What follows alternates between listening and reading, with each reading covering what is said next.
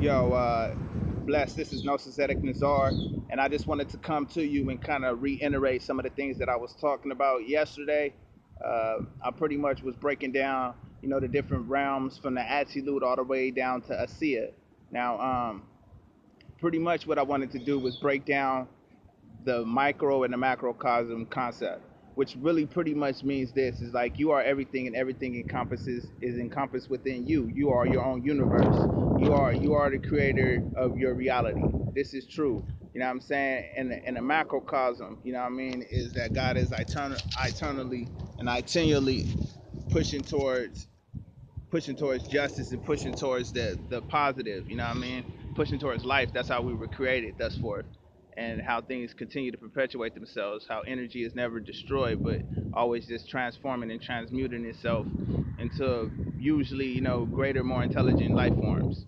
So pretty much what I wanted to break down was was the first concept, which was the absolute realm, which is not necessarily the first concept or the first realm. The actual true first realm is the Eon Suf, which is the eternal light. It's an inexplicable God, the thing that we can never see nor conceive, because no man has ever seen God in its true entirety. Nobody has ever seen the whole vastness of his, of his glory. They've seen the glimpses of it through visions and different type of interpretations of that sort. But you never have seen him. No man has ever seen him and lived, because he's complete and total energy that would disintegrate a man, penetrate a man. You know what I mean? But pretty much what I wanted to talk about was the concept of absolute. We'll start at the top, which I feel if you break it down at a macrocosm, the absolute realm is a realm that exists, you know what I mean, in the ether, in somewhere in the sixth dimension, fifth dimension, somewhere around there.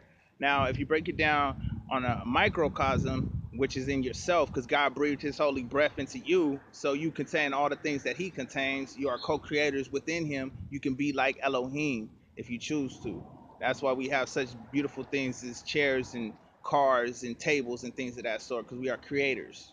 But pretty much what I wanted to break down was the absolute realm and how that is reflected in the mind and in the heart. Because you have to realize that your mind and your heart are pretty much electromagnetic chemical plants. They produce produce electric energy, and they also produce magnetic energy. This is a scientific fact. You can do your research, Google it. It's not some stuff I made up. Your mind, your brain pretty much communicates through electromagnetic pulses and chemical secretions, pheromones, and things of that sort. And probably more complex than we ever could, to not ever could explain. You know what I mean? But that's the glory of God, or glory of the Most High Yahweh. Correct, Slika. Anyway, what I wanted to say was pretty much talk about how the Bible points out these things. And if you really look and see into the truth, especially if you break it down in the Hebrew or Amharic, you really will see the truth. But in this, it says, this is Proverbs 23, verse 7. For as he thinketh in his heart, so is he.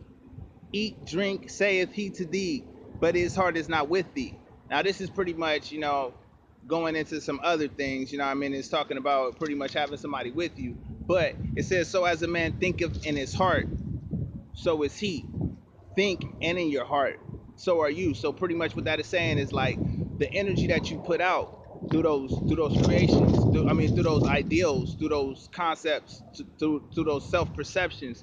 That is what's going, create the reality that you live in. That's going to affect the reality that you create for yourself. It's going to affect your attitude, for one. It's going to affect your attention. It's going to affect what things you choose to be attentive to, and all these things are vibrations and frequencies that you need to be, getting in tune with, and learning how to work them for your personal benefit, as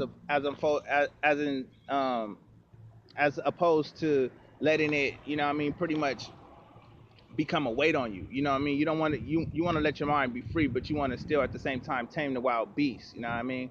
And that's pretty much the concept that I thought I would start with. I pretty much had got moved to talk more about the tongue and James, and how James speaks about the tongue, but I think I'm gonna get a little bit more into that in depth in another little session or whatever.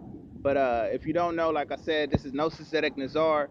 You know what I mean? I'm coming to you straight for the Most High, Elohim, El Shaddai, giving thanks and praise to Yahweh, Yahweh El Elyon, you know what I mean, the Father, you know what I mean, the Holy Trinity, Haile Selassie, Jah, Rastafari, giving thanks and praise to my predecessors, giving thanks and praise to Marcus Garvey's, Malcolm X's, you know what I mean, the Huey P. Newtons, the prophets, the seers, you know what I mean, the revolutionaries that pretty much open up this pathway that is for my mind, for me to create and help to mold minds out there. So I would just like to, reach out to people and tell them, man, take a look into the Bible, not so much from a perspective of a Western European perspective, but look at it from an Afro Asiatic perspective. You know what I mean? Read it from right to left and not left to right, man. And just start to try to understand the deeper concepts, because Yehoshua spoke a lot about a lot of things that are very uplifting and very motivational and very true in themselves about the mind and the power of faith and speaking things into existence, telling the sea to be calm and making everything calm.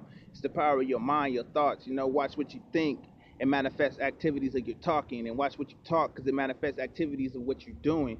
Watch what you do, because for everything that you do in this world, there's a consequence for that action. That's just the universe. That's universal law. Yahweh always will be in the end justified, so he will balance himself and he'll balance you.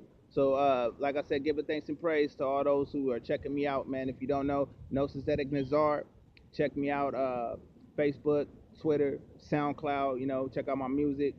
Giving thanks and praise. Y'all have a blessed day. All right, I'll wait. Bless.